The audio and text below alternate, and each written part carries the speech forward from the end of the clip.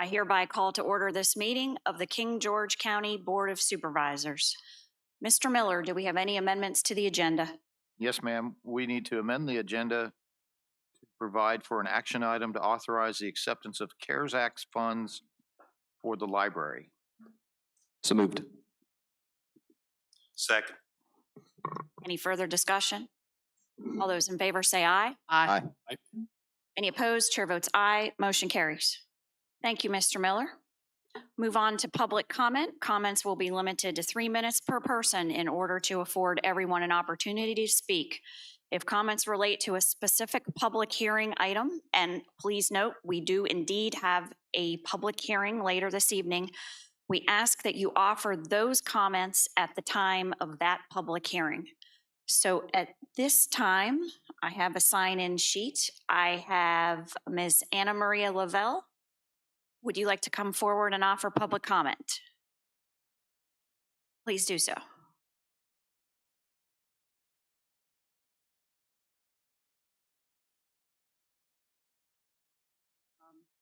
Hi, my name is Anna Maria. Hi, my name is Anna Maria Lovell. I live in Presidential Lakes, 10263 Roosevelt Drive, King George. I want to thank the supervisors for the service to the community, but also I want to say that the people of King George are worried about the real estate assessments. For some people, it's very hard right now to pay their bills. Real estate taxes, insurance, association fees. For instance, people in Presidential Lakes had to pay an association fee by March. Some of these residents live on a budget and are worried that the next year the taxes are going to be more higher. Also, I want to let you know the Presidential Lakes is private and the county does not clean roads or fix anything.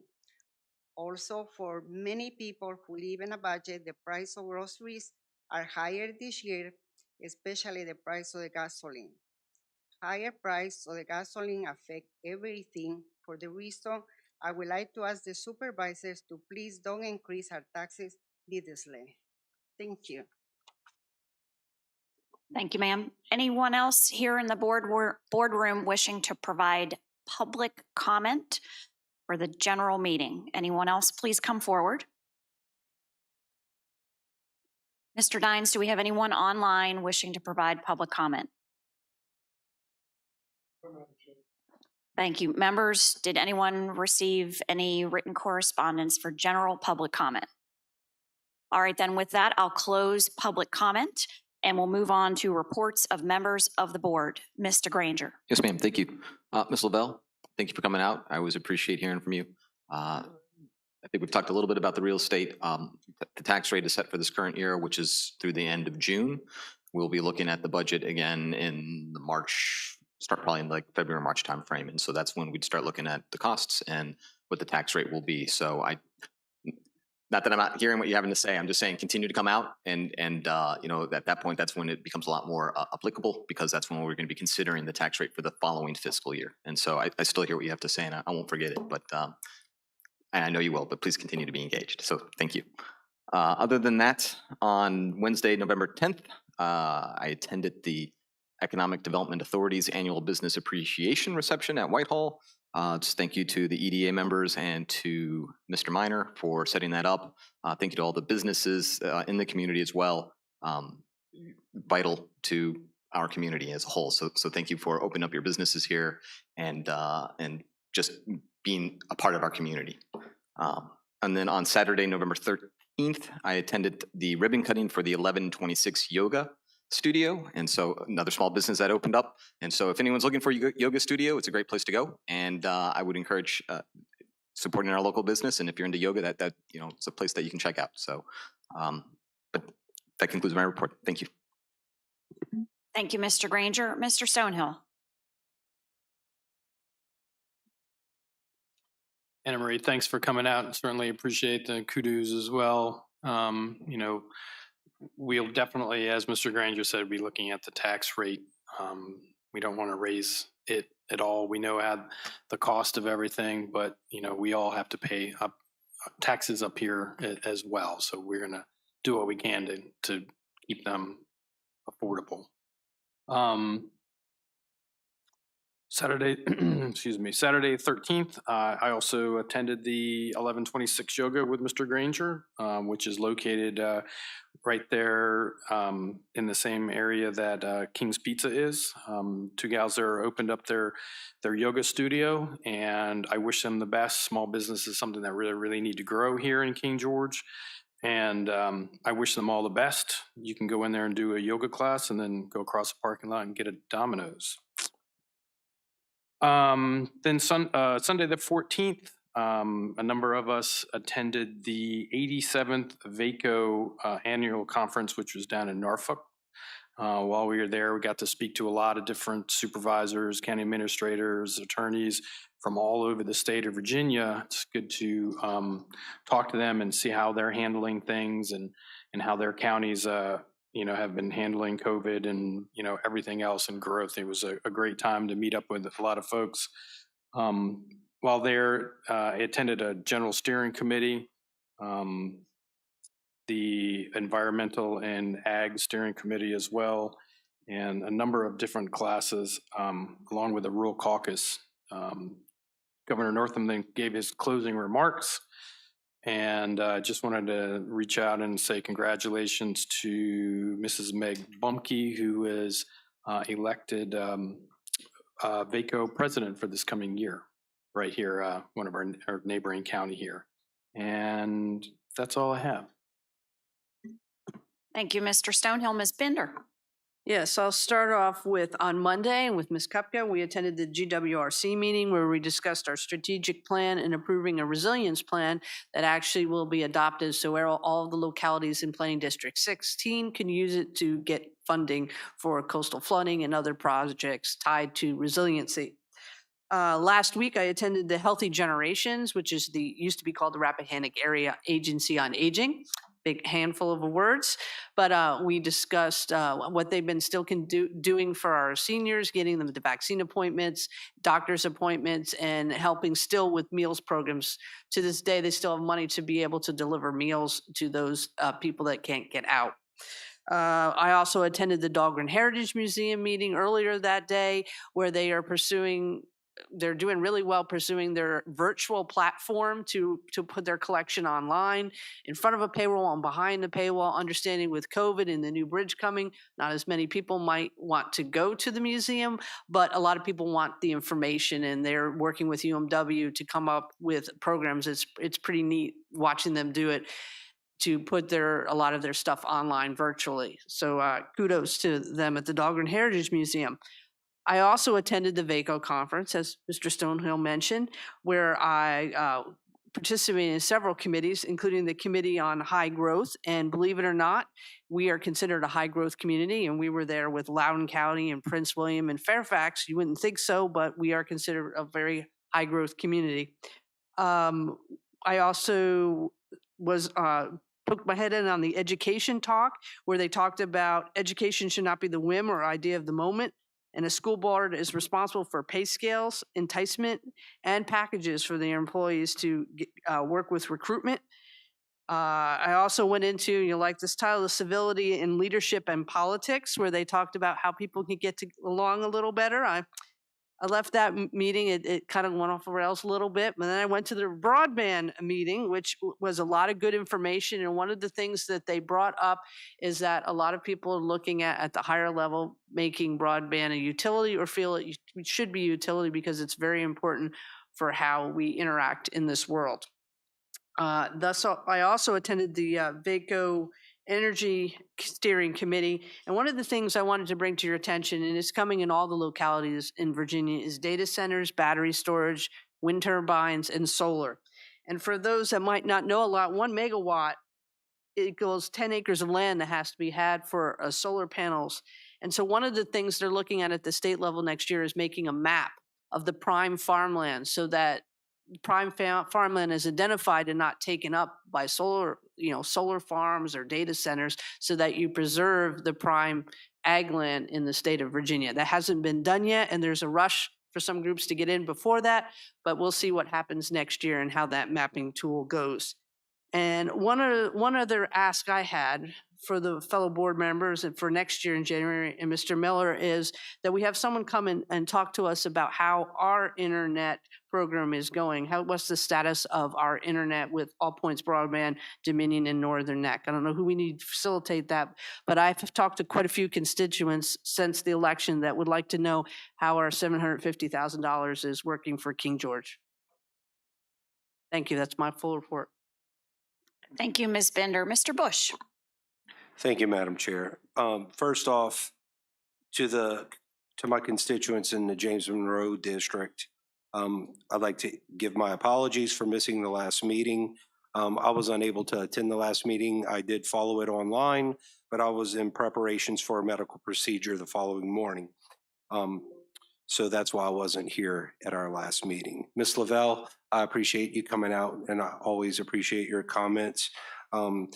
And with that, I'd like to thank Chairman Kupka and my colleagues for bringing Ms. Hart before the board so that she could give some clarity on the process of the reassessments. And I look forward to following the budget next year and what they're going to do with the tax rate from that side of the dais, as I only have 3 meetings left on this board. On November 12th, I attended the King George Fire Rescue and Emergency Services Certified Academy graduation where we had 6 graduates. This was a major milestone with everything that we had been facing over the last, I would say, 3 years of a constant revolving door, losing well-trained, well-qualified people. And this board worked very hard and tirelessly to come up with a compensation package to incentivize people to stay and to actually come and look at it. It was a great ceremony. Kudos to Chief Moody and his team for putting this on, and to the graduates of that academy. I'd also like to take the opportunity, since I didn't have it at the last meeting, to congratulate Mr. Terrence Collins on winning his election for the James Monroe seat on the Board of Supervisors. TC has been on the school board for 8 years, and in my 4 years sitting on this board, I've had to work with him very closely. The school's budget takes up over 50% of the county's budget. So a great relationship with your school board counterpart is beneficial, helping understand some things that, you know, I was looking at in a general ledger and I didn't understand how it was actually applicable. And those conversations were very beneficial in those discussions. And also congratulations to my colleague, Ms. Bender, on her reelection. Madam Chair, that concludes my report. Thank you. Thank you, Mr. Bush. Ms. Lavelle, thank you for coming out. I appreciate your comments. I would note we have a public hearing scheduled for, I believe, the first Tuesday in December with regard to traffic enforcement in Presidential Lakes in your neighborhood. And I will let my colleagues know in response to the many questions we asked Commissioner Hart at our last meeting. She forwarded those questions to the assessor. I have a response. I will be forwarding his response to all of my colleagues after the holiday, just so it doesn't get lost in the shuffle, because I have also invited her to come back. I did not feel this meeting was appropriate given a possibly lengthy public hearing that we had already scheduled for this meeting. However, I have invited her to come back for the December 7th meeting to answer any further questions and expand upon the assessment process and where it's at. My understanding is the assessor has made some adjustments to assessments for those who filed an appeal, and those folks may be getting a second notice of assessment. So as I said, we'll be looking for a revisit on that issue at the December 7th Board of Supervisors meeting. But thank you very much for expressing your concerns. So on Wednesday, November 10th, along with Supervisor Granger, I also attended the Economic Development Authority Business Appreciation Dinner. Thanks to the Economic Development Authority, Department of Economic Development and Tourism, and Whitehall Winery for hosting. Thanks to staff for their work on this event, and congratulations to Dahlgren Heritage Foundation, which was honored as the nonprofit of the year, specifically in part for the program that Ms. Binder alluded to with the virtual museum. So kudos to them for reimagining how they delivered their services to our community. Thursday, November 11th, I was honored to attend on Veterans Day the renaming of the Sergeant Nicholas C. Mason Memorial Bridge, formerly the Machota Creek Bridge. Thank you to Sheriff Giles and Deputy Shriver for their work in bringing the resolution forward to the board to order the renaming earlier this year. Special thanks to the Mason family. As I said in my remarks that day, we owe them a debt which our community can never repay. On Friday, November 12th, I, with Mr. Bush and Ms. Binder, attended the Fire Academy graduation at Company 1. Want to thank Chief David Moody and all of his staff who made it a memorable event for the graduates and their families. I was honored to present each graduate with a King George County Challenge coin on behalf of the board. I am pleased to see our investment in our public safety compensation plan is already paying dividends, as all 6 of these graduates have prior firefighter or EMS experience elsewhere.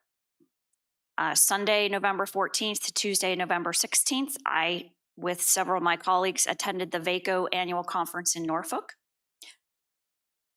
Friday, November 19th, I attended our Redistricting Committee meeting. We have laid out a path forward to propose 2 or 3 suggested maps, present them to the Board of Supervisors next month, and intend to hold a public workshop and finally a public hearing prior to adoption of the maps. And of course, things may be subject to change based on however the Commonwealth's maps get drawn, but we felt that we did need to be able to say we have taken steps towards achieving the goal by December 31st, 2021. So we at least will have something to show for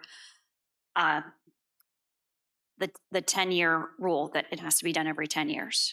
And with Ms. Binder last night, attended the GWRC meeting. We did discuss, as she mentioned, the George Washington Regional Resilience Plan, and we'll revisit it for adoption in January. And as previously noted, this is significant for our community because the Dahlgren area has already been identified as an area of concern. Adopting the plan would allow us to apply for grant funding. And that's all I have. I will move on to the consent agenda. Do I have a motion? Move to adopt the consent agenda as presented. Second. All those in favor say aye. Aye. Chair votes aye. Motion carries. County officials' reports. Constitutional officers' report. I believe Deputy Treasurer Pratt is here on behalf of Treasurer Randy Jones. Welcome, Ms. Pratt. Good evening, Madam Chair and all other board members. Just an update from our office. The personal property and real estate tax bills are out. They are due December 6th because the 5th falls on a Sunday this year. And I have for you the monthly receipts and expenditures for September and October. For September 2021, the beginning balance was $33,112,277.83. We had $15,187,785.28 for receipts. The disbursements was $22,659,001.75, leaving an ending balance of $25,641,021.36, and that was for September. For October 2021, the beginning balance was $25,641,021.36. The receipts, $17,091, excuse me, 91,243.43. Disbursements are $17,782,773.70, which leaves an ending balance of $24,949,491.09, and that is for the month of October. And I'm a little nervous because I've never had to do this before. So, You're doing fine. Please continue. Thank you. and that's all I have. All right, then, before I enter each of those documents into the record of the meeting, do any of my colleagues have any questions? Mr. Granger. Yes, ma'am. Thank you. Ms. Pratt, thank you for coming out. And you did a great job. I really appreciate you supporting this meeting and giving this information to us. I did have a quick question. I was looking through the October 2021 Excel sheet that was provided by Mr. Jones. Okay. And so I see so there's a couple different tabs. And so there's a BS overview. I'm not sure what the BS stands for, but regardless, the line item says clear checks. It shows $4,213,048.64. And there's also a cleared checks tab, and it shows a total of $4,212,782.63. And so those two are different amounts, and I didn't know if they were supposed to be the same. They're really close. They're off by a total of $266.01, and I didn't know if there was something missing on one of the tabs or if there's an error somewhere. I was just trying to understand and I know that I'm putting you on the spot. So if you don't have it, I can appreciate you might not have the answer right now. I probably shouldn't have sent an email last night when I was looking at it. I do not have an answer right now, okay. but I will check with Mr. Jones and we will get back with you on that. I really appreciate it. Thank you so much. So, Mr. Granger, to clarify, you said tabs. Are you looking at an Excel spreadsheet when you ask those questions? Yes, ma'am. So, have the updates been sent out that I forwarded today to my colleagues? So, so the treasurer, did you get that email, Mr. Granger? The treasurer I did get it, and I forward, and so the difference is, okay. What he forwarded today are PDFs replacing the Excel spreadsheets, Okay. and that there was a note I didn't get a that chance to actually sit and go through those. So that they were awaiting from last week. They were awaiting resolution to a muni billing journal entry to the general ledger before signing off on October's reconciliation. Was it October you were asking about? yes, ma'am. So that probably, he closed the loop on that with us today. Okay. And I received that email at 2:54 today. So, I did get the email. I apologize. I didn't get a chance to sit down and go through it. So okay, thank you. thanks. All right, any other questions from members? Ms. Bender? Whoop, hold on. I just want to thank you for coming out and doing it. You did a good job. Thank you. Anyone else? All right, thank you, ma'am. And with that, I'd like to enter into the record of the meeting September 2021 receipts, expenditures, PDF. September 2021 BS summary, PDF. 1021 state recon certification, PDF. 1021 state cash log, PDF. October 2021 BS summary, PDF. October 2021 receipts, expenditures, PDF. And also emailed separately statement of the treasurer's accountability statement of accounts as of June 30, 2021, which was, notarized November 17th, 2021. And I have directed the clerk I've forwarded those via email to the clerk and directed him to have them entered into the record of the meeting. Thank you very much, Ms. Pratt, for coming out.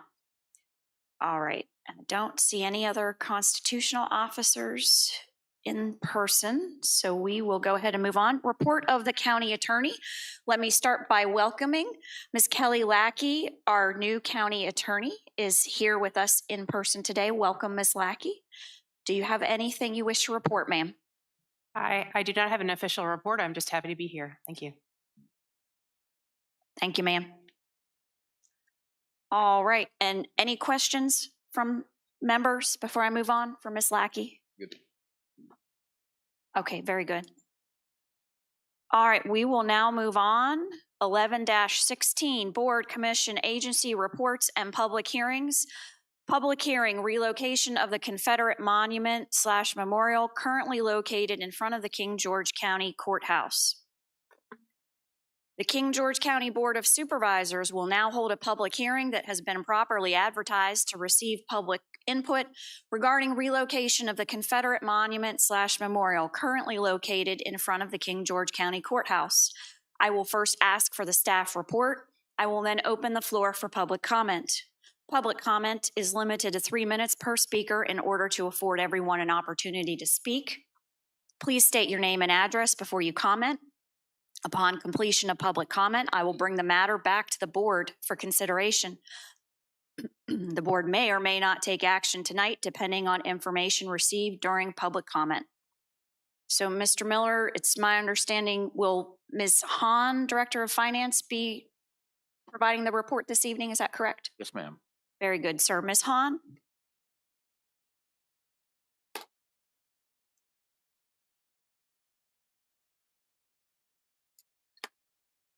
Good evening, Madam Chair, members of the board. This is our staff report on the presentation of removal and relocation of the King George County Civil War Monument. On June 1st, the Board of Supervisors directed staff to determine the cost to remove and relocate the monument.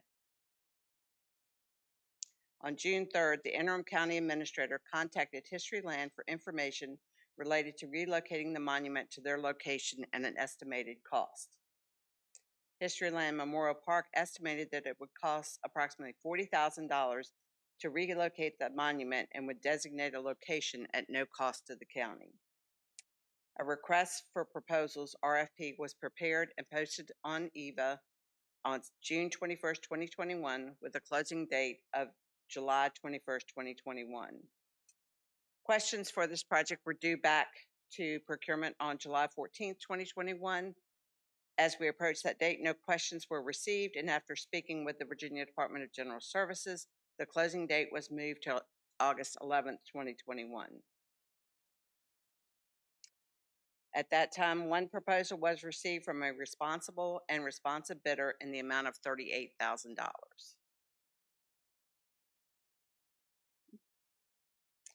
The evaluation committee was selected and reviewed the proposal. After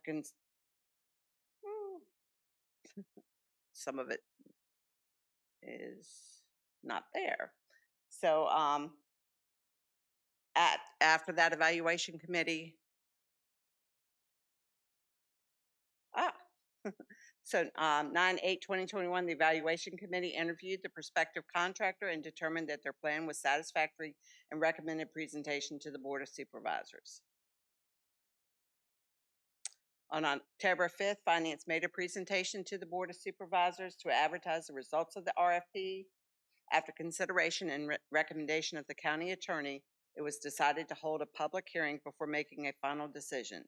The public hearing was advertised and public comment will follow this presentation. At the end of the public comment, the matter will be brought back to the Board of Supervisors for their consideration, and any action will be at their discretion. Are there any questions from the members of the board? Questions only at this time. Questions. Questions for staff.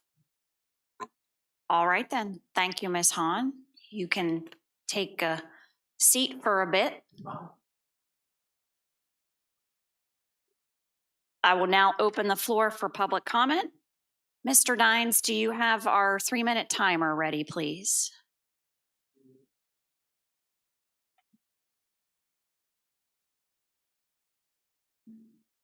So, ladies and gentlemen, Mr. Dines is going to operate the timer for us. You'll have 3 minutes. It'll count down. It will not be visible up on the big screen until the last 30 seconds. That's sort of your cue to wrap it up and give us your parting thoughts. And we do stick to the 3-minute time limitation so that everyone has a chance to speak. So I have a sign-up sheet. I'll start with that first, and then I'll open it to anyone else here in person, and then I'll move online. So first name, Mr. Wayne Bushrod. And again, as a reminder, please state your name and address.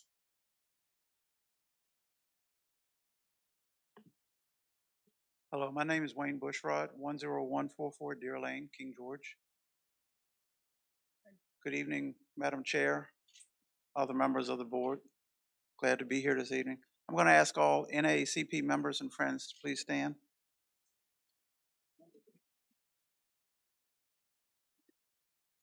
We stand before you tonight to remind you of the injustice and disconcern for the feelings of the non-Caucasian citizens of King George County. As several previous comments have explained, this display of celebrating a period in time that held people of color at a depressing level of self-worth is not appropriate, sitting in front of a building that is supposed to serve equal justice to all that enter the building. Do you really think that people entering the courthouse, especially people of color, feel that they will be justly served after passing by this display? I am demanding that this board display an unbiased precedence by voting to remove this monument and set it in a more appropriate location, such as a cemetery. Thank you. Thank you, Mr. Bushrod. Next name on the list is Kuntz Campbell.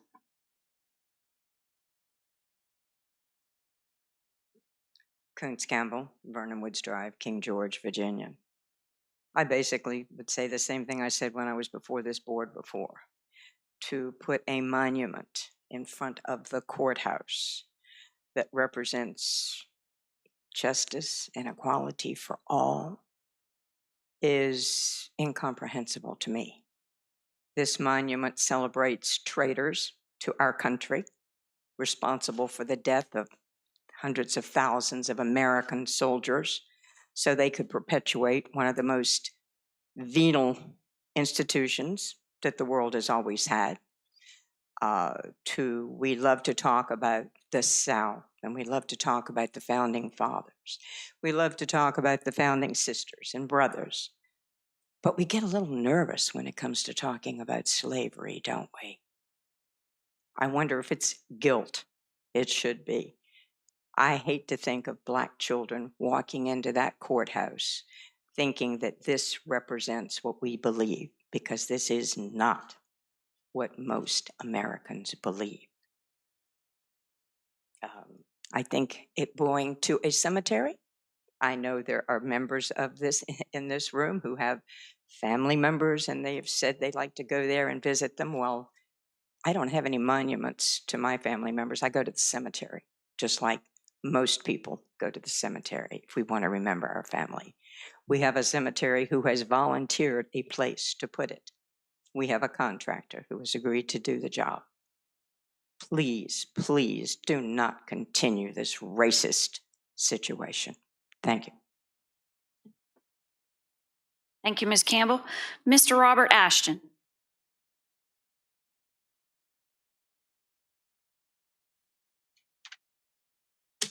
Robert Ashton, 14540 King George, Virginia. Madam Supervisor and board members, as you know, I've come here for several months now explaining the reasons for the Confederate monument removal from the courthouse grounds. I think it's time the issue be settled regarding the removal of the Confederate monument. I've heard some people say that it's a tribute to those that fought in the Civil War. I've heard that there are ancestors' named on the monument. I even heard that people of color fought in the Civil War to get this, to preserve their own slavery. Oh, and there's a Black man's name on there who is a relative of one of the folks who is sitting in the audience. All this tells me that someone wants to preserve the right for the monument to stay where it is, knowing what it represents. If people who are not of color would take their blinders off, they could see how this monument affects people of color who have been oppressed in this nation for years. As I have stated before, the monument represents a time when the folks that are not of color want people of color to stay in their place being a slave. All citizens know that the monument represents what the monument represents. First, it stood for disunion of the United States. Second, It stood for an official establishment of slavery based on color, on race. This is a matter of historical fact. The Confederacy was a racial institution. Therefore, any statue or monument honoring the Confederacy endorses racism. Anyone who, with blinders on, are using the skin of a reason covered with a lie to protect a past that should have been long gone. I asked a question before.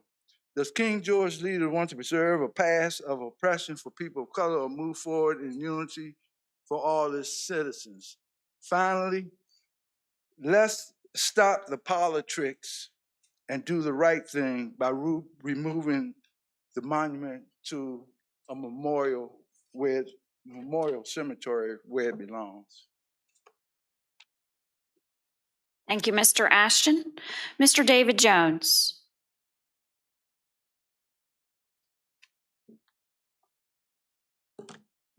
My name is David Jones. My address is 5415 Winston Place.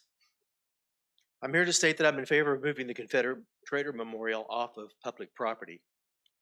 I've been writing letters to y'all literally for years asking that the Confederate Trader Memorial be removed from public property to a private cemetery or museum.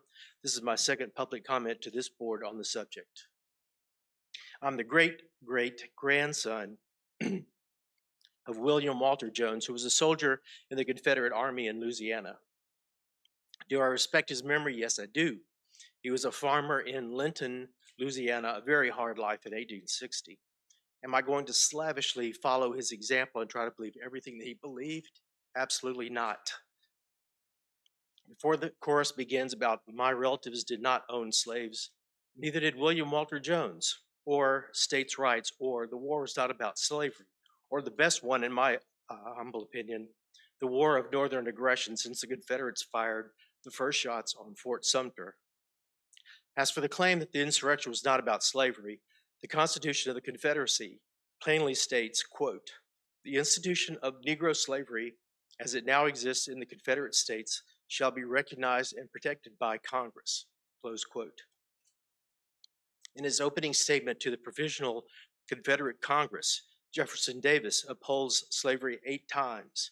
He trivializes slavery by stating, quote, "In moral and social condition, they, the slaves, have been elevated from brutal savages into docile, intelligent, civilized agricultural laborers, and supplied not only with bodily comforts, but with careful religious instruction," close quote.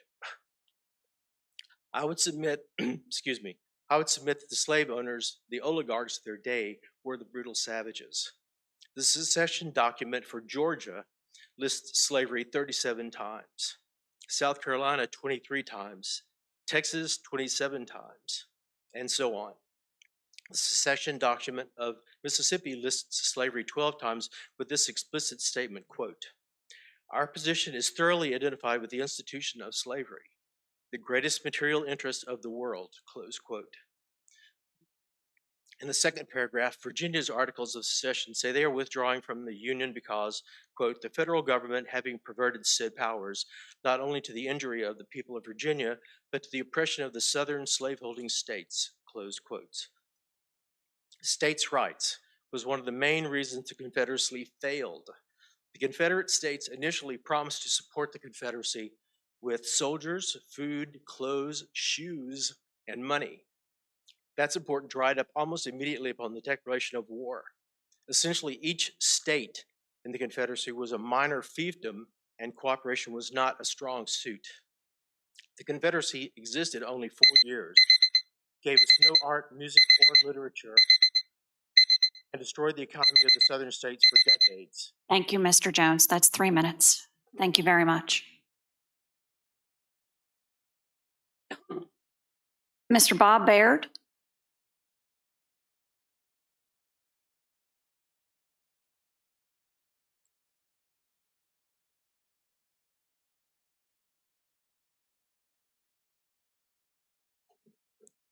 Evening, ladies and gentlemen. Frankly, slavery happened. It's history. Mr. Baird, please state your name and address for the record, sir. Robert W. Bob Baird, 15316 Kings Highway, King George, Virginia. Say it again. Thank you, Mr. Baird. You may continue. As I say, slavery happened. It was deplorable. Does that mean we have to forget it? We need to learn from it. You are our elected officials to lead us into the future in an organized, fiscally responsible manner, conserving our assets, both financial and material. History is an integral asset to this country, to this state, and to our county.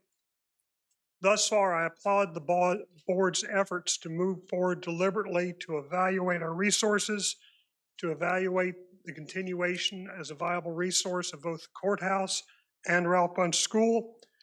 And I remind you that you have authorized one of your committees to examine how these facilities might be used for the future, and there are specific recommendations on the table. I remind you that we have limited resources to work with, and we must not frivolously expend them. We must think and plan what to do with them. I remind the board that you believe in the history of this county and the value of this county, having invested considerable money on our 300th anniversary celebration. I'll further advise that the Tourism Advisory Committee is working on a strategic plan that will promote the history of King George as a way to bolster non-dues revenue or non-tax revenue. Therefore, I urge the board to continue its efforts to work in a considered, fiscally responsible manner until these issues are resolved. Complete the study of Ralph Bunche. Review the work of the TAC and the EDA. Review the work of the Infrastructure Planning Committee. Put together a plan to best utilize our resources. I think you'll find that public sentiment will show that rather than spend money on moving a historic artifact of value to our history and to remind people of things that we don't do or shouldn't do, we should best expend our funds on education to educate people on our history, on our past, on our present, to help them prepare for a future. I think that we should, instead of tearing down the monument, expend this $38,000 to tell the story of those valiant, those knowledgeable, those wonderful African-American citizens that have contributed to this county, such as Estelle Amy Pearl Smith, a highly placed mathematician who was very active in the community in multiple of our committees and served us for years while she was working at Dahlgren for 31 years. Let's talk about the positive. Let's recognize the past for what it was and recognize that we've moved forward away from that to a better future. Thank you. Thank you, Mr. Baird. Ms. Kerry Gonzalez. Welcome, Ms. Gonzalez. Ms. Gonzalez serves as our school board chairwoman, but I'm assuming you're here as a private citizen to provide your comment this evening, ma'am. Yes, certainly. Thank you. Welcome, ma'am. All right, thank you, Madam Chair, members of the board. My evening, as Ms. Kupka mentioned, is Kerry Gonzalez, and my address is 8116 Oak Crest Drive. I'm here this evening, certainly as a citizen, to speak in support of removing the Confederate monument from in front of the King George County Courthouse. Though I grew up in Pennsylvania, and I would like to be able to say that my family never owned slaves, this is unfortunately not true. My family does in fact have its own history of slavery, a fact that was discussed openly in my house as a child. My great-great-grandfather's family lived in Charlotte, North Carolina, and owned slaves. When my great-great-grandfather and his brother went off to serve the Confederacy during the Civil War, one of the family slaves, Uncle Anderson, I understand he was named, went off to war with them, presumably to take care of them because they were so young. Uncle Anderson and my great-great-grandfather returned from the war, but my great-great-grandfather's brother was killed. So all of that is to say, I stand before you today as a descendant of slave owners and as a descendant of soldiers who died in service to the Confederacy. Despite this family history, I can only imagine how discouraging and upsetting this tribute to the Confederacy is to our African-American community members who regularly drive or walk past the monument, prominently displayed such as it is on Route 3, or to anyone who visits our courthouse. In fact, the monument is upsetting to me to think that there is or was a faction of this community that placed precedent on preservation of this monument over the racist and oppressive history of slavery. A court of law is where we go to seek justice or see justice served, and removal of this monument is a step towards the restoration of justice for African Americans in not only King George, but in our great country. The monument represents a period of time when African Americans in this country were enslaved and treated and thought of as unequal. I implore you to honor their history and remove the monument from public property in front of our county courthouse so that future generations can look back upon this time in history and be proud of their ancestors for doing the right and just thing. In closing, I'd like to leave you with the words of the musical genius Lin-Manuel Miranda, though I'll try not to sing. Let me tell you what I wish I'd known when I was young and dreamed of glory. You have no control who lives, who dies, who tells your story. I know that we can win. I know that greatness lies in you. But remember, from here on in, history has its eyes on you. Thank you. Thank you, Ms. Gonzalez. Mr. Steve Davis. Steve Davis, 7477 Cleveland Drive. Thank you, Madam Chairwoman. Thank you all for your service. Wait a moment, sir. One moment. Mr. Dines, do you have that set for him? I want to make sure you get your time, sir. Sure. All right, you ready? Carry on, sir. Thank you for your patience. And thank you all for your service. It saddens me to see the history of this country erased. I just learned today that Thomas Jefferson's statue is being moved, Teddy Roosevelt. There are many, many prominent citizens that have made substantial contributions to the country. And I just see this as another attempt to erase something that's pretty ugly in our past. There's no teaching from that. No teaching can come from that because no one will see that. When we look back, we won't know it was ever there.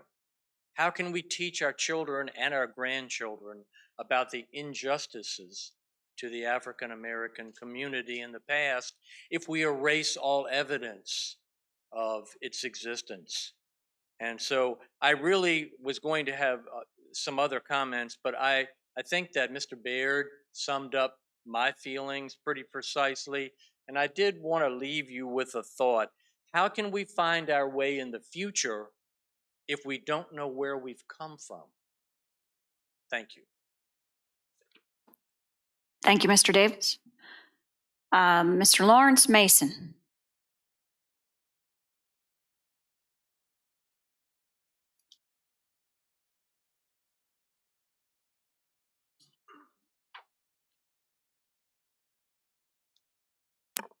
Lawrence is when I'm in trouble.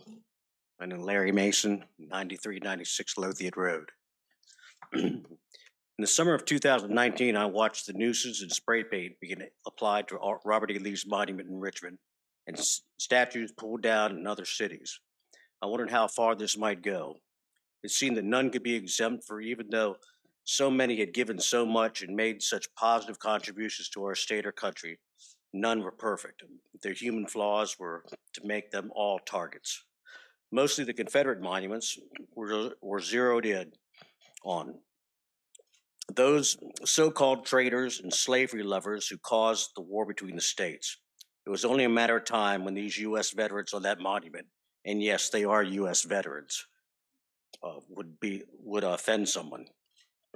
In an article on June 24th, 2020, Kathy Dyson of the Freelance Star interviewed Mr. David Jones, who did take offense to the nation's first memorial to the men of the Confederacy from King George County, paid for by donations from the Ladies Memorial Association of King George and dedicated on November 15th, 1869. As a resident of our county, Mr. Jones certainly has all rights to ask why this monument was placed at our courthouse.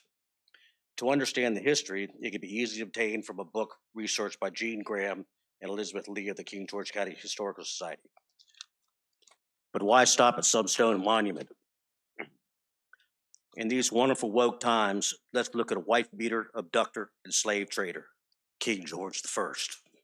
King George I was born in Hanover, Germany at the Holy Roman Empire. He married his cousin, Sophia Dorothea of Salee, but divorced her on trumped-up charges of adultery, imprisoned her in the castle of Eldon, and she died there.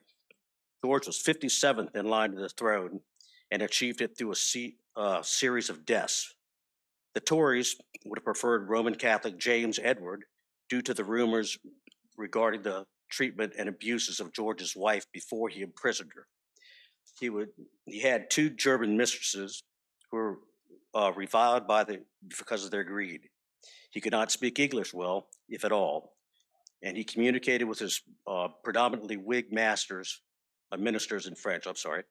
He detested his son and believed that the future King George II was not his own. In 1720, the South Sea Company suffered a huge financial setback. Investigations into this scandal found George and his mistresses were well involved in transactions of questionable legality. The South Sea Company, formed in 1711, was created as a public-private partnership to consolidate and reduce the debt of the nations. An intensive propaganda campaign encouraged investors to buy shares in the company. That promise of riches in the South Sea trade, speculators in the slave trade. Thank you, sir. Colin Blake.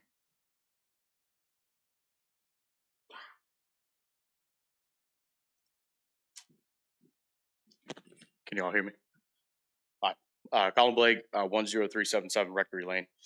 I was born and raised in King George. I have 4 ancestors on that monument. My 4 times great-grandfather and his 3 brother-in-laws all served in 9th Virginia Cavalry. That's what that monument, most of them, if not all of them, are about. So I just want to say a couple of things tonight. But that monument is a legacy, good and bad, of the men who served this county through the Civil War. I understand why people don't like it, but it was built in 1868. I'm not really sure of a big racist past of King George, of people getting racial injustice because of that monument. In fact, I guarantee you 99% of people who even pass it don't even know what it is. I've talked to hundreds of people in the last couple of months, didn't even know we had a Confederate monument. So I'm not sure it's affecting vast majorities of people in this county.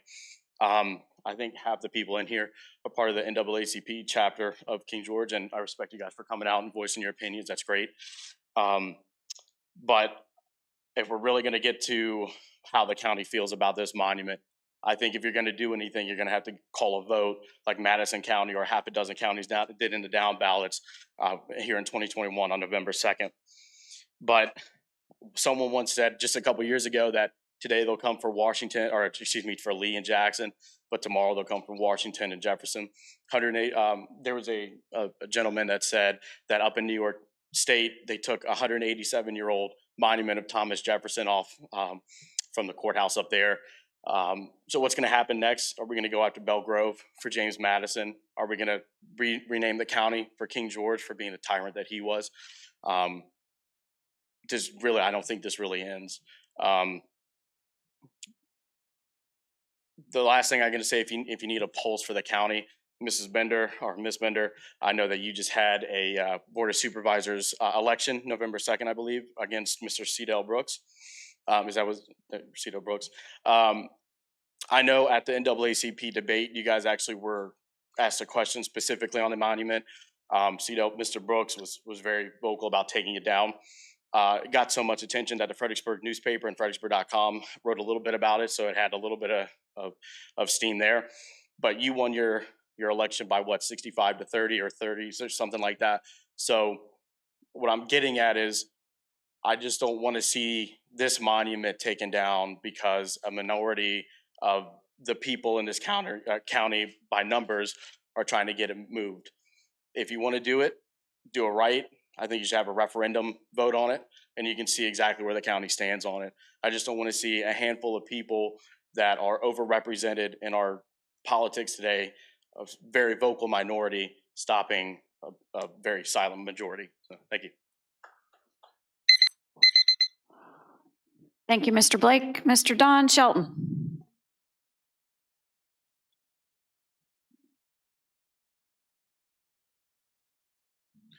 Good evening, Don Shelton, 9430 Ashburn Court, King George. There's over 300 monuments dedicated to the people who died in the Civil War in the state of Virginia. The one we have here in King George County was the first one built in 1867. The memorial is dedicated to the people of King George who died.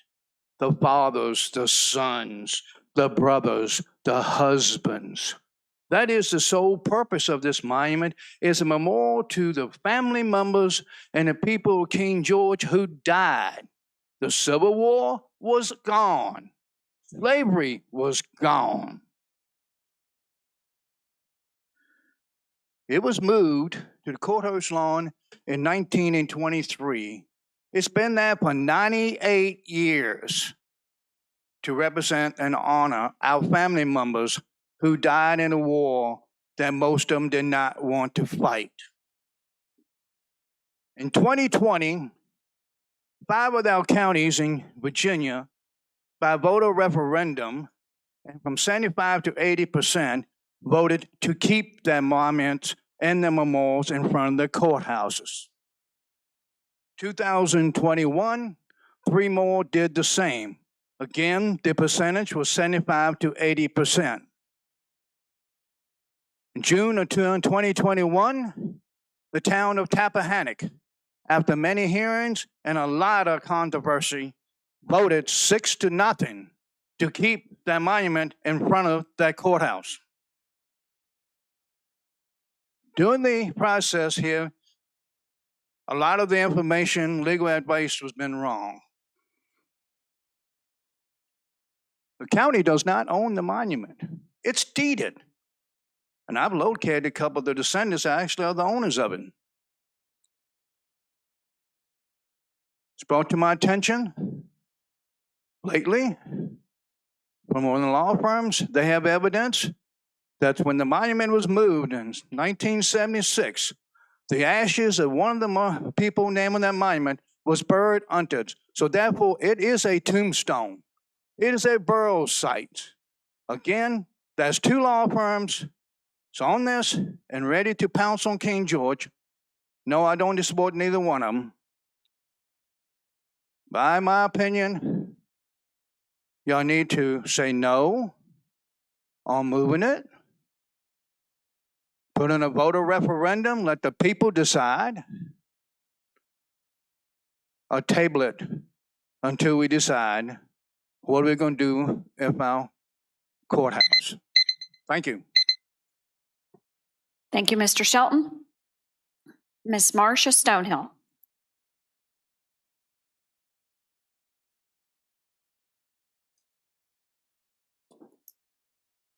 Good evening. Marcia Stonehill, 17094 Ferry Dock Road. I'm here this evening simply to state that I continue to stand in support of the NAACP request to simply relocate the structure of the Confederate monument. It's baffling to me why simply relocating a monument is so difficult. We do not want to lose history. We want to expound upon our history in ways that's never happened here in King George before. It would be monumental to move this monument. With the cultural immersion I've done in this county in recent years, as a white woman, I've learned things I had no idea that I needed to learn. I hope that each of you will deeply consider the tremendous impact in a very positive way that this will make if you vote in favor of simply moving the monument and then expounding upon our history in ways that we never have, because that is critical as well. Thank you. Thank you, Ms. Stonehill. Before we move on, there was a name on the list that has been crossed out, a Tracy Blake. I think if I'm reading that correctly, I just want to make sure, Tracy Blake, did you cross out the name, or would you did, and you no longer wish to speak? I just want to make sure. Thank you. All right, so That concludes the sign-up sheet. I'll now open it to anyone else here in the boardroom who did not sign up in advance, who wishes to provide comment at the public hearing on this matter. Please come forward at this time. Last call. All right, I will move on to online. Mr. Dines, do we have anyone online wishing to provide comment at the public hearing in this matter? All right. I will ask my colleagues if any written statements were received to be read into the public hearing. Mr. Granger, do you have any? Mr. Stonehill, do you have any? Please go ahead, sir.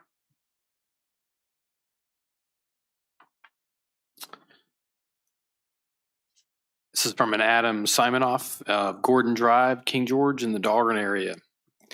I noticed that the King George Board of Supervisors will hold a public hearing regarding the Confederate monument in front of the King George County Courthouse.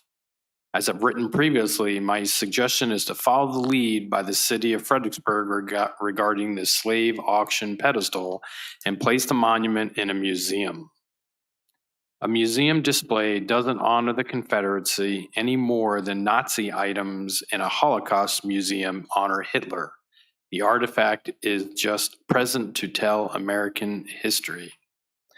If the King George Historical Society sees significant in the monument, they should preserve it in their museum with objective research history to tell the historical accurate story of the monument and about the people whose names are engraved on it.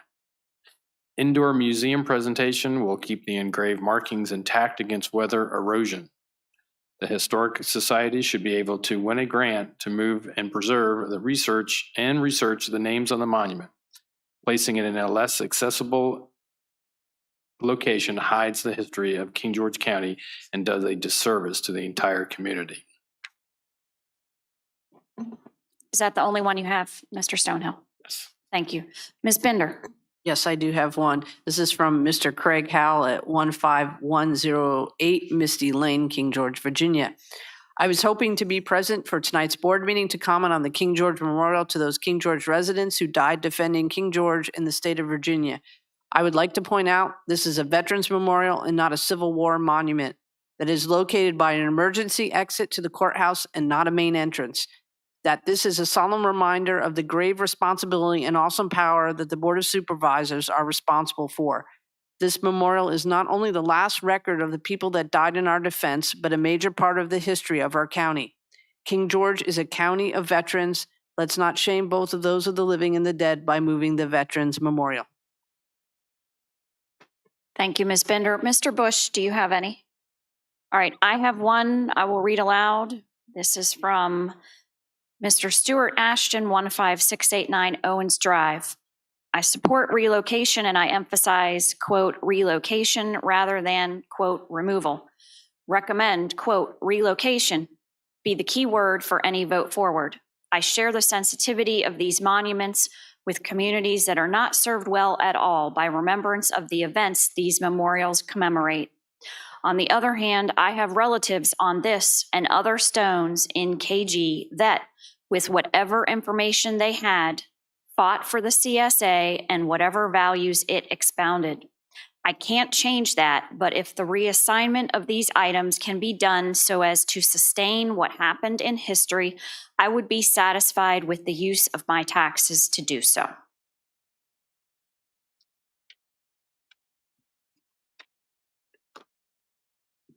All right, with that, I will now close the public hearing and bring the matter back to the board for consideration. Do I have anyone who wishes to start? Mr. Granger? Sure, why not? History Land, are they still amenable to taking the memorial? I'm assuming they're still amenable to taking the memorial. Yes, in conversations with Mr. Stork. Okay. I did receive that confirmation. I can tell you I spoke to Mr. Stork myself as well. Okay. On Friday.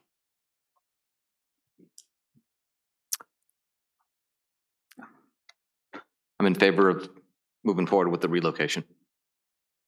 Thank you, Mr. Granger. Mr. Stonehill. Mr. Miller, have we dug up any other information? Who owns it? Are there ashes there? Anything new that they have found that you know of? Staff was not directed to look into this any further. That's the first time I've ever heard that. I don't, if that was something that was known, it wasn't directed to us to look into that. Our portion was to, prepare a bid and then, present that to you all and then give that to you guys. If that's information you want us to look into further, we'll be happy to do that, but that was never brought to our attention. Okay, I was just checking to make sure there's nothing new that not to my knowledge. That's something I do not know anything about. Okay. To me, this is not, doing away with the monument. This is a relocating of a monument. We keep hearing about people saying that, there are folks that memorialized of people that had died here. And, it's on public property. It's right in front of the courthouse. I think I would not be in favor of having religious symbols in front of the courthouse. I'm a big believer in the separation of church and state and justice.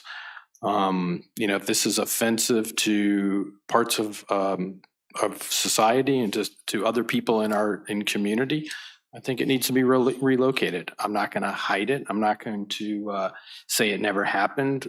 As we heard, slavery is a big part of what happened in our country, and it was a bad time. I think having that on our courthouse property where people have to go through there, I think it's in the wrong spot. We're not quite sure even how it got here. I know that Mr. Britton did a deep dive as much as he could into that. We don't really have an ownership of it.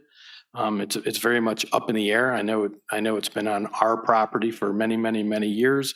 King George County has taken care of it for many, many years. And to me, I think we're kind of free to do whatever we deem necessary.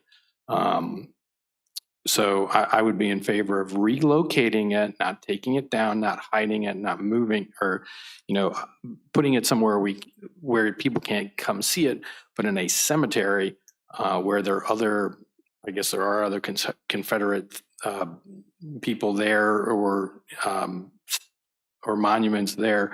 We put it there. It's in a cemetery. It's where people go to see their deceased, their loved ones, and it's open to the public. They can stop by, they can go in anytime they want. So I think that's a much more appropriate location than on a piece of public property in front of our courthouse. So I would be in favor of relocating it. Thank you, Mr. Stonehill. Ms. Bender. I would like to defer to Jeff and then come back. So I want to make sure you understand, in doing that, then every member will be afforded a time to speak before any member gets a second time to speak. So that means me too. I just want to make sure you understand that. That's fine, but I'll make my statement now.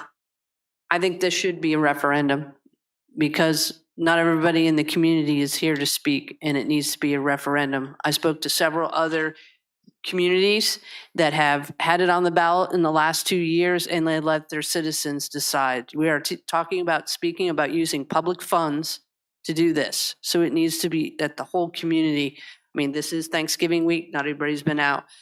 I think it should be a referendum. The other thing is that will not always be a courthouse. Several members talked about having it as part of a museum.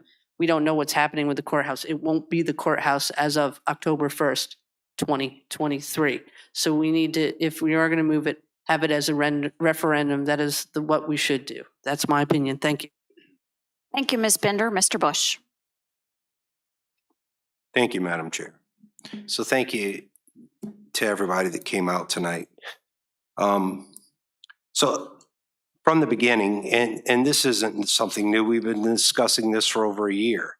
And from the beginning, I've had the same position that I'm going to take tonight. I believe that all the memorials in front of the courthouse should be relocated. And the reason that I believe all the memorials in front of the courthouse, not just the Civil War Memorial, should be relocated from the courthouse is to protect the integrity of the memorials and for them to remain accessible to the public. We don't know what's going to happen with that courthouse. It could become a parking lot eventually one day. We just simply don't know. We're in the midst of looking at building a brand new courthouse. Now, I've heard the word referendum put out there before, and it's easy to say the word referendum, but we are elected to make the hard decisions. Not everything's comfortable. Not everything's going to always go the way of one particular group or another. But that's what we were elected to do. So it is by the will of the people that put us in these seats. And it's by the will of the people that we should make these decisions. So my position as it sits right now is not to relocate one memorial. I would not support that. I would not vote in favor of that. My position would be to relocate all the memorials to a memorial park at the cemetery. Just like if you go to Arlington National Cemetery, there's a Confederate memorial there that's surrounded by Confederate headstones. If the courthouse was a battlefield, then I would say it stays because that's hallowed ground, okay, if it was a battlefield. But it's not. It's a courthouse that memorial was actually located across the street. It's been moved once before. So if we move it, it should be done in an efficient manner that when we move it, it's done and it's settled there and it remains accessible to the public so we can continue to learn our past, the atrocities of slavery, and then more importantly, speak to what are we going to do about the slavery that's still continuing in the world today. Teach the fact that we are the only nation in the world who fought a bloody civil war against ourselves to end the atrocity of slavery. That's the story that needs to be told. So my position is I would vote against moving a singular monument this evening. Thank you, Madam Chair. Thank you, Mr. Bush. So let me start by thanking everyone who came out tonight to share your comments during the public hearing and participate in the process that is your local government. I want to thank everyone who sent emails as well to be read into the record. So 10 years ago or so, my husband was a Cub Scout den leader. And full disclosure, I've lived here 16 years. So yes, I am a come here. I know that. I fully acknowledge that. So 10 years ago, my husband was a Cub Scout den leader for our young Cub Scout. And one of the badges they had to earn was to visit a local historical site. And so my husband took his Cub Scouts to the courthouse lawn to visit the Confederate Memorial, the same one we are contemplating the fate of here tonight. As it happened, one of the names on that memorial happened to be the same last name as one of the young boys, one of the young Cub Scouts, one of my son's friends. Still a dear friend of our family today. So if I had ever imagined 10 years ago that I would be here having the weight of this decision on our shoulders tonight, never in a million years would I have imagined that. I've heard some folks say it's not going to be a courthouse forever. That is true. But it will still always, unless we dispose of it, it will always be county property. Some county office is going to go in there. The county owns the building, owns the property. Yes, we are looking at all of the options for the use of that property. It's been acknowledged here tonight that there is a committee and that a few meetings ago we authorized funding for a study for that property for the Ralph Bunche High School and for the old middle school, I believe, if that's correct. Thank you, Ms. Hahn. It's still county property. We could have, I stated as a candidate 2 years ago, that my vision for out here is eventually when it's not a courthouse, for it to be Courthouse Square Park, and we have county offices, maybe a Department of Economic Development and Tourism locate there, maybe our registrar, we have all sorts of departments. We're busting at the seams in this building. The county owns it. I believe we're going to continue to own it. We're going to have county offices there. And to me, it is not a good look. It does not say we are open for business with everybody in our community if that type of object is on our public lawn. That is our front yard. That is the front lawn of our business where we do business. So that's my first point, is even when it's not a courthouse, it's going to be our property. I just don't think we need to do anything to make our staff's job more difficult, and that could make our Department of Economic Development and Tourism staff's job harder than it needs to be. As far as a referendum goes, no offense, Ms. Bender, you had a referendum 2 weeks ago, and you will continue to serve. That was your referendum. So I feel very strongly the citizens of King George elected us to do our jobs, to make the hard decisions, just like you said, Mr. Bush.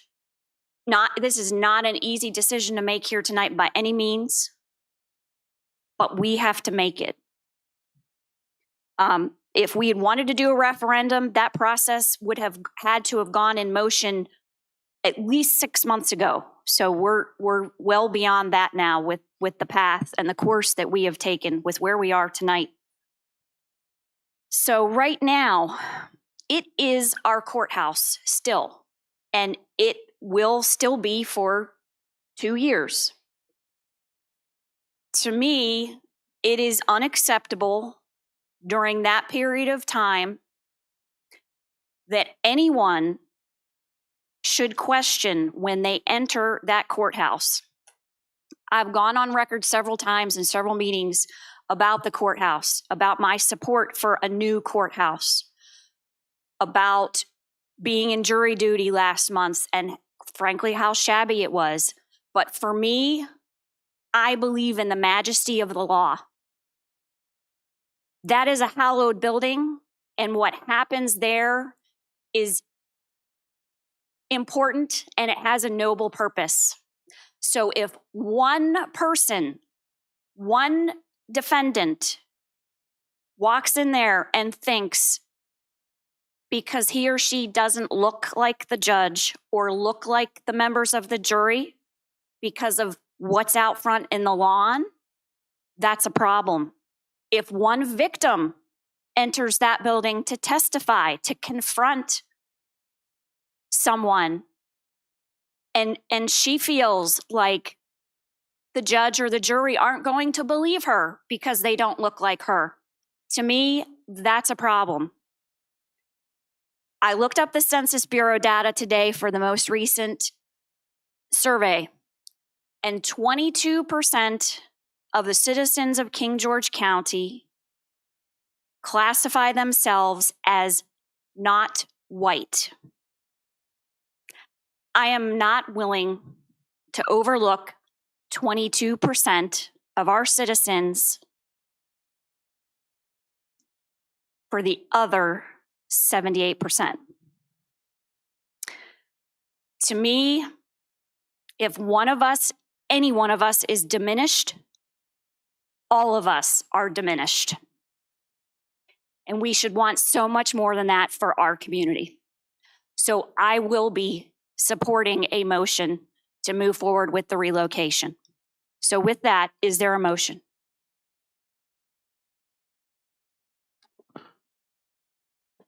That's a question. Go ahead. I know we have a responsible and responsive bidder. To make a motion, I wouldn't know who to award a contract to. Ms. Hahn? The responsive bidder is Stratified. I think it's LLC. Stratified? Stratified. STRATIFIED. Stratified LLC? I believe it's LLC. It could be incorporated. I didn't look at her proposal before I came down this evening. I apologize. I should ask beforehand. Sure we can Google it or something real quick. And I assume this would have to come out of the general fund if we were to make a motion. It is Mr. Miller? something that is not funded, so it would Currently. be, you designated the project to move forward to get to this point, but there are no funds set aside specifically. It would have to come from general fund balance. General fund balance. Okay. Just give me a moment. If you give me a moment, I can run back to my laptop and check. I believe Mr. Stonehill looked it up and it was Stratified LLC. Are they out of Kentucky? No, Remember? And that might not be. Northern Virginia. If you wouldn't mind taking a look real quick, just. Yeah, if you have your laptop here, please go ahead.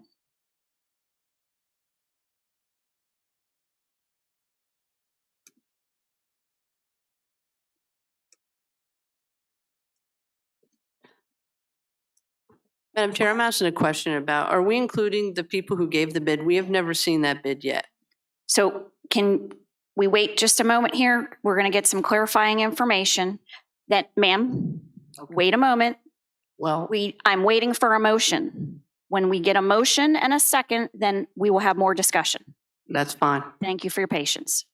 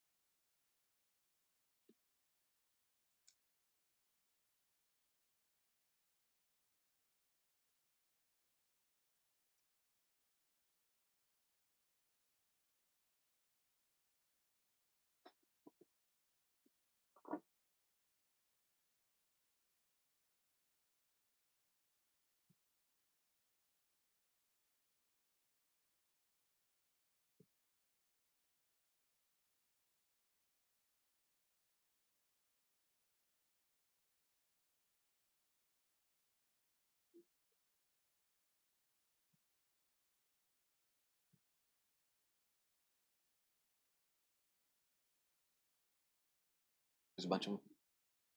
Hopefully Ms. Hahn will have it.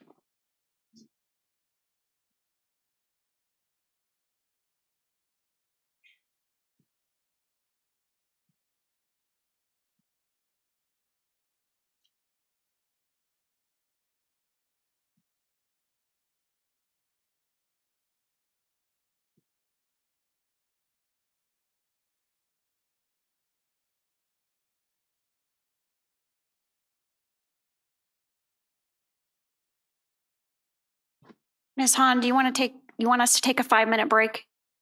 Yeah, it's loading real slow. Okay, we're going to take a 5-minute break. Yep.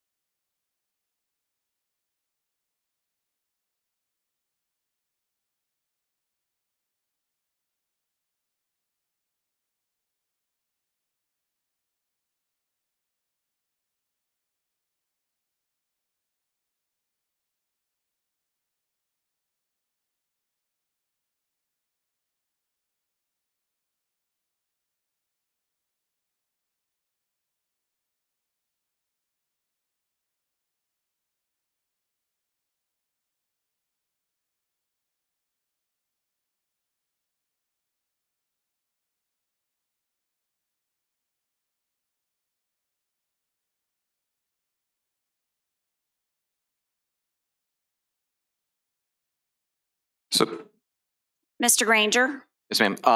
Ms. Hahn, I appreciate you finding that. hold on one second. Let's let everyone else come in. Anyone else outside the boardroom, please come in, take a seat, please. All right, go ahead, Mr. Granger. I make a motion to relocate the Civil War Memorial from the courthouse to Historyland Cemetery. Second. So let me read some clarifying information, what this is based on. I would have read this after the vote, but I feel it's necessary to read it now, and it will explain why we're moving forward the way we are. So this public hearing tonight was held pursuant to the Code of Virginia, Section 15.2-1812, Memorials for War Veterans. Section B states, if the governing body votes to remove, relocate, contextualize, or cover the monument or memorial, the local governing body shall first, for a period of 30 days, offer the monument or memorial for relocation and placement to any museum, historical society, government, or military battlefield. The local governing body shall have sole authority to determine the final disposition of the monument or memorial. So if we vote to relocate this tonight, we do not have to award a contract. If some other group comes forward in response to what we are required by the Code of Virginia to do in the next 30 days, so be it. So tonight, the motion. Actually, I think I need to make an amendment because I said to relocate it from the courthouse to Historyland, but based on that, I apologize. It sounds like someone else could step in and say, we would like to take the memorial. And so I don't think I should even include that piece. And so A I apologize. destination, right. So I'd like to make an amendment to my motion to just say relocate the Civil War Memorial from its current location at the courthouse to a location to be determined. Thank you. Is there a second? Second. Further discussion? Ms. Bender? I'm going to defer. Mr. Bush? Thank you, Madam Chair. So with what was just read in the amended motion, we would not then be voting to allocate any funding tonight, right? That would have to be a subsequent vote. So if this motion were to pass this evening and the 30-day period plays out and there's no takers, the matter would have to come then again before the board to vote on allocating the $38,000, correct? Award of a contract, yes, and allocation of funding. Okay. I bring that up because with the $38,000 that was discussed, we're still looking at a potential shortfall on the cigarette tax, which as it currently tracking is going to be a shortfall of what we leveraged in our budget, anywhere between $400,000 to $700,000, because we leveraged $4 million in our budget. As far as revenues coming in, $38,000 on top of that just wouldn't bode well for something that was a non-line item, non-funded expenditure. I just wanted to point that out. So that's all I have for discussion. Thank you, Madam Chair. Thank you, Mr. Bush. Mr. Granger, did you have any further discussion on your motion? Mr. Stonehill? Ms. Bender? I just want to clarify, this is not awarding a bid, correct? We have not seen any of that information, and I did ask for that 2 days ago. It's I was not already given- been stated. I just want to make sure that it's clarified and on record. Thank you very much. I want to go on the record to state again, we are not this evening awarding a I think contract. I got that already. I'm sorry, you said you wanted me Go right on ahead. the record You again, can ma'am. Speak again. Go ahead. I'm not apologizing because I think. Go ahead. Thank you, Ms. Bender. We are going on the record. We are not awarding a contract this evening. We are not allocating funding. The motion stands as a relocation of the Confederate Memorial to a location to be determined. It has been seconded.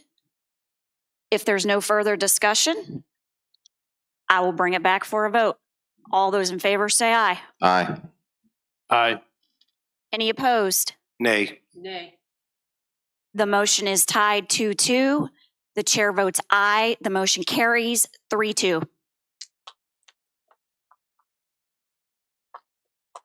Ladies and gentlemen, please, we need to maintain order. So with that, now having read the code section B, the governing body has voted to relocate the monument or memorial. So we need a motion to direct staff to advertise pursuant to that code section for a period of 30 days to offer the monument or memorial for relocation and placement to any museum, historical society, government, or military battlefield. Do I have a motion? So moved. Second. Any further discussion? All those in favor say aye. Aye. Aye. Any opposed? Nay. Nay. The vote is tied 2-2. The chair votes aye. The motion carries 3-2. So staff, you have your direction. Thank you very much. All right, moving on. Department of Finance, dumpster and trash removal services contract. Ms. Pitts, welcome. Hi. Good evening, Madam Chair, members of the board. I'm here before you this evening to request that you authorize the county administrator to issue a notice of award and to execute an agreement with Waste Management of Virginia for dumpster and trash removal services. Included in your board packet was the bid tabulation for this solicitation. The lowest responsive and responsible bid offer came in at $73,668.24 with Waste Management for service at county and county school locations. And I'm happy to take any questions. Questions from members for staff? No questions? All right, do I have a motion? I move to authorize the county administrator to issue the notice of award and execute an agreement with Waste Management Incorporated for dumpster and trash removal services subject to approval of agreement as to form by the county attorney. Second. Any further discussion? All those in favor say aye. Aye. Any opposed? Chair votes aye. Motion carries. Thank you, Ms. Pitts. Thank you. Have a good evening and happy Thanksgiving. Thank you. You too. All right, next item, Department of Economic Development and Tourism, TAC funding application, King George Parks and Recreation. Good evening, Madam Chair, members of the board. I'm here tonight on behalf of Economic Development and Tourism. I am going to be presenting a funding application for King George Parks and Recreation, supplemental guide signs for major parks.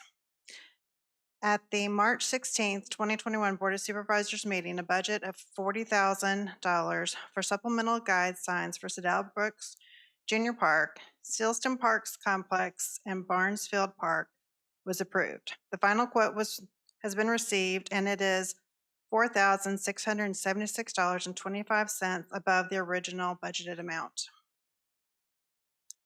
The increase from the initial estimate is in the design of the signs for Sedell Brooks Junior Park.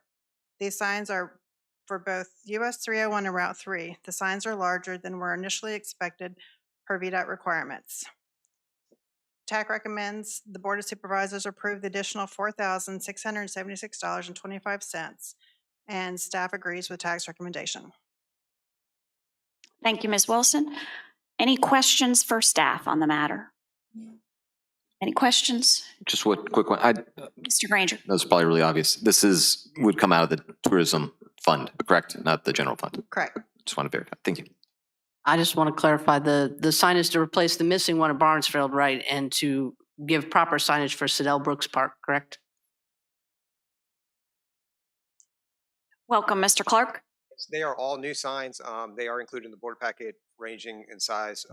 The largest ones are 7 feet by 6 feet, and they will be VDOT approved. And the difference, there may be a question of the difference. The total on the quote there says $41,000. It's because we have already paid the application fee which is what gets us to that 44,600 number. I think it's a great thing. Thank you. All right, anything else? Mr. Stonehill? Can't remember, Mr. Clark, is this also the maintenance program too that's tied in there, or are we doing that?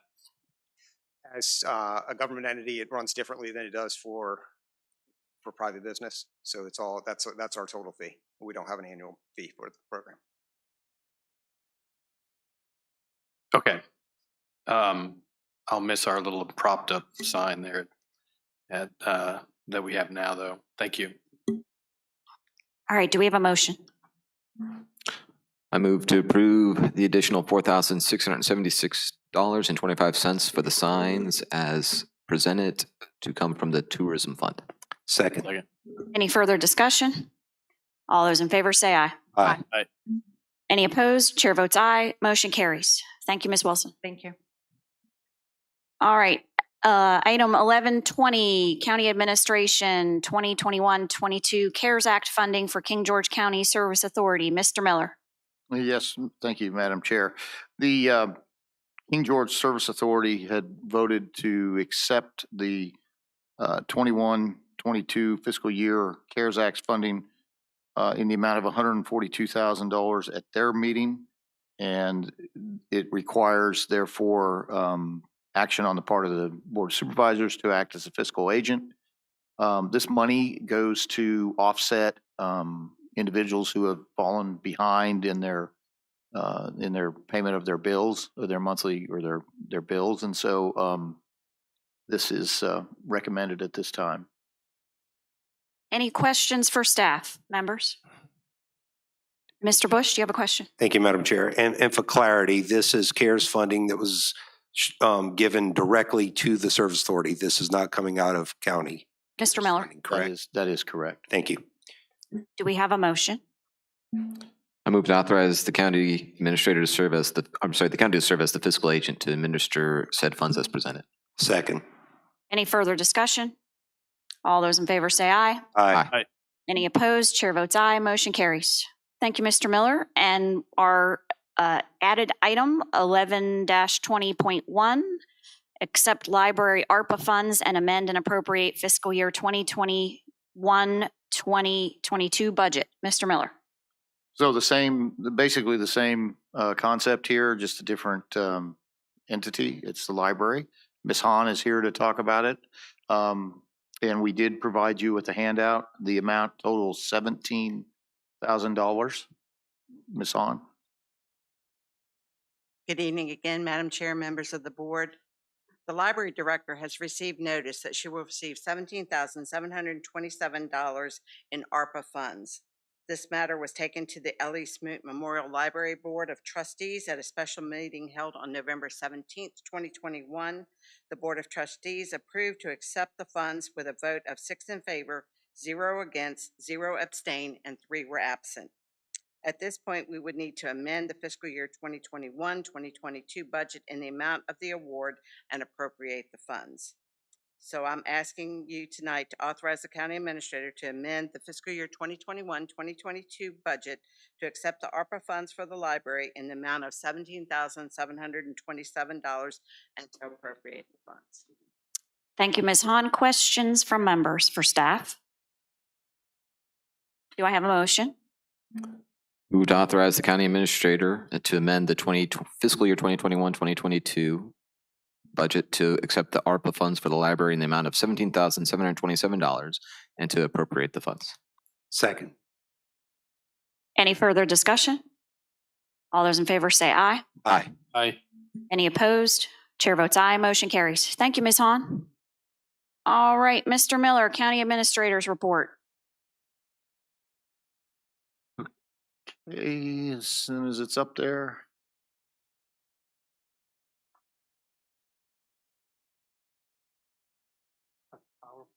I don't. I try to do it simple. It's coming though from space, so it's obviously difficult. Okay. Status of the opioid settlement. I'm going to defer that for a second and just ask that the second item I want to go ahead and ask if y'all would put on your, or take a look at your calendars. We need to go ahead and the sheriff has requested a work session on the Motorola Communications project, not project, but the capital item that you all saw information on last month. And I think that there was some information that was shared with y'all. He is asking for a work session. We can do that in the month of December if you would like. So I just need a date to get back to the sheriff on. Is there a certain period of time we should push out to at least, or? I don't think that there's anything critical. I think it's relevant to how we kind of ended that conversation about the Motorola project and how I think you had all asked for information before you made a commitment. Yes, that's correct. So clearly it's not funded in the current capital year, but it's one of the projects that's a big project. Yes. And so I just didn't know how long. I didn't want to wait too long, but I also want to make sure there's enough time for staff to be prepared for it. So I didn't know, like, are you saying the first week in December? I think the sheriff and Chief Basham are very much prepared. Okay. I think they've indicated that you could have Motorola come as well. However you want to handle it.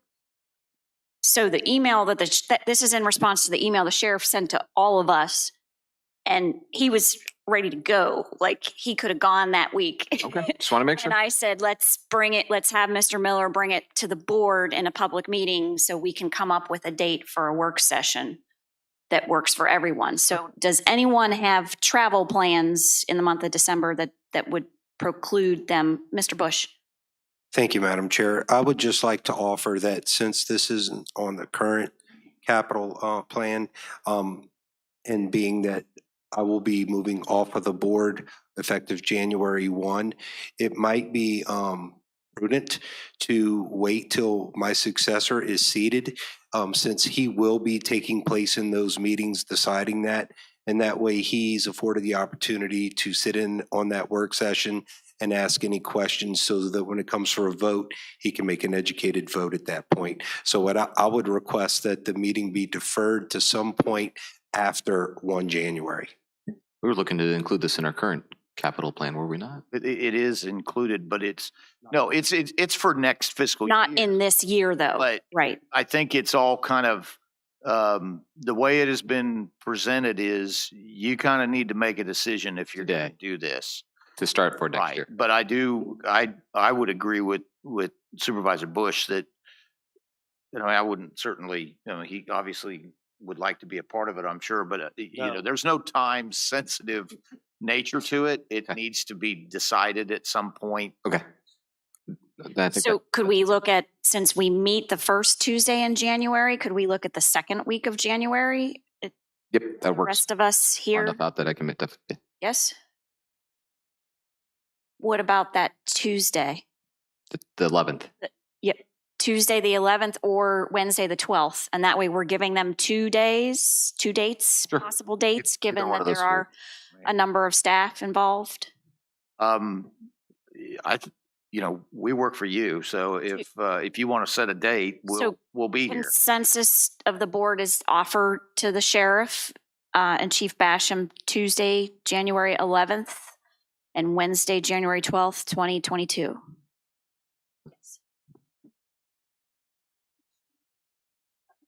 That's okay. We can meet elsewhere. We can meet at Company 1. We've done that enough times, I think. Yeah, that's fine. To make sure we get that done. Yeah. Sure. Yeah. Okay, Mr. Miller. Good. We'll do that. Okay. The other items on there, status of the opioid settlement. Ms. Hahn, would you want to just give a quick little overview of where we are on things? Because I think that's something that you all have had information presented to you on. So at one of the last meetings where Matt Britton was still the county attorney, he presented a resolution to the board and you all voted on it and approved it, that we wanted to participate in the opioid settlement. I attended a webinar conference on it, and there were two things that were needed. One was to execute the resolution, which was already done, and the second was we had to join the state MOU. That execution was completed today, and I have submitted both the resolution and the acceptance and agreement to the MOU. I submitted them to the Office of the Attorney General today. Thank you, Ms. Hahn.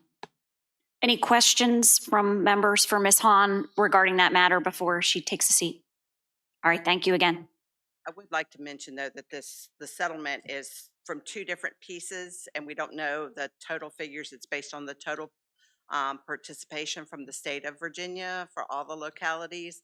And one piece of it is payable over 18 years, and another piece of it's payable over 9 years. So at this time, we don't know the exact amount of money that King George County will be awarded. And Thank you. that's later. Thank you, ma'am. Mr. Miller? The next item on there, we have Ms. Wilson from our grant writer, who's going to talk to you about the Vdot applications. Good evening again. You'll have to excuse me. I left my notes upstairs. You may have to help me a little bit. Do you have any of the notes that I provided you? Not that I can immediately get. You want me to push you off and then let you go get that? I can. Can you do that? Yes. Okay. I'll be right back. Excuse Okay, me. I'm sorry. Yeah. On the next slide is just your November employees. So you have a number of November. I guess November was a popular time frame to be hired. I think Ms. Lackey would attest to that. But as are our new hires, we have Ms. Lackey, we have Vivian McCrae in Social Services. We have William England in the Sheriff's Department. We have Myra Mahia in the library and Parker Smith in the library. And we would be lost without our finance director, but Donna Hahn was also hired in November. So as you can see, we have a lot of folks in various departments scattered out throughout the organization hired in November. You guys must, maybe it's all after the election or something, you hire people, I don't know. But anyway, I'm ad-libbing here. The other item I would also want to talk about is,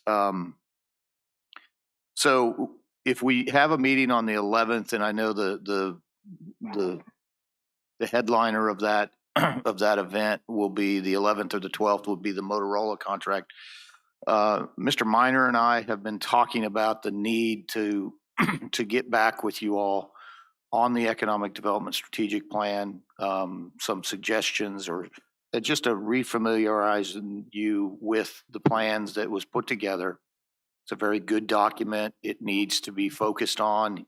And obviously I would love to have it reviewed before Mr. Bush leaves, but he can come to the meeting, I guess, in January. But I think it would be wise to have a meeting, agenda item on that meeting as well to do some focusing on what the essential priorities are for that office. And he is also in the process of wrapping up the TAC strategic plan as well. So I think it would be good to do that as well.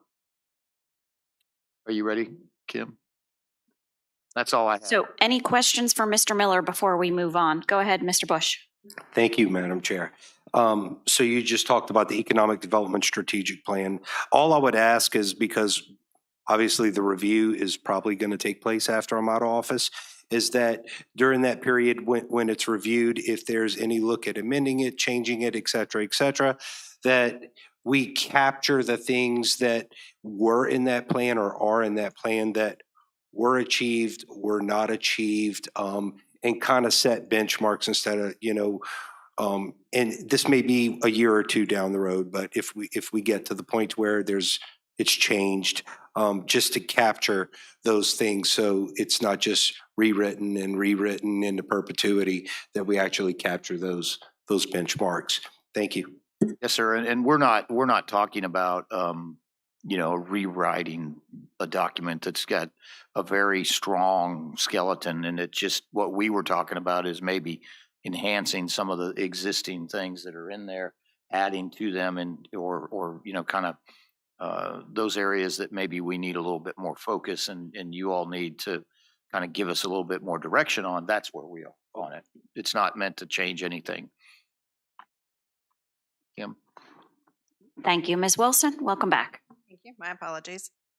Of the 5 smart scale projects that we submitted in October, 2 of the projects that we combined, the Birchwood Creek and Route 3 and Bloomsbury and Route 3, they want those to be 2 separate projects because that space between those 2 intersections is too far apart. That was the first one. And then the other one would be the Eden Drive improvements for the intersection. What they would like to do there is a R-cut intersection, which is similar to what was proposed at Port Conway. So they would basically get rid of the crossover. You would only make right-hand turns, and you would have to do the right U-turn to go north, or you'd have to make the right to turn into the subdivision. The other one was they don't feel that, unfortunately, the 218 and Caledon Park shared use path, they don't think that will screen in, but they are still looking at ways to hopefully make that a viable application in the future. Questions from members? Ms. Bender. The Eden Drive R-cut, is that, and I'm just to clarify, so if you're in there and you have to turn right, you would have to go around and turn around and then go to the left, correct? Correct. All right, I just wanted to clarify. Because Ms. Kupka and I drive that every day, and it's becoming a little more dicey right there, especially with all the building on Eden Drive. And there are 2 crossovers on either side of Eden Drive turn now. And so they would utilize those. There wouldn't have to be new crossovers put in. There would just have to be added turn lanes. Go ahead, Mr. Bush. Thank you, Madam Chair. So Owens, the one we proposed for Owens didn't come back. So that means it's looking good. So far, that one has a lot of excitement. Thank you very, very much. Vdot's words, so.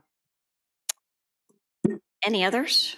So then you're looking for Owens converting Eden to an R-cut and separating the Bloomsbury and Birchwood into 2 separate projects. Yes. So is that the 4 you want to? It's technically, it's just 3. So the one submission for the Owens Drive, the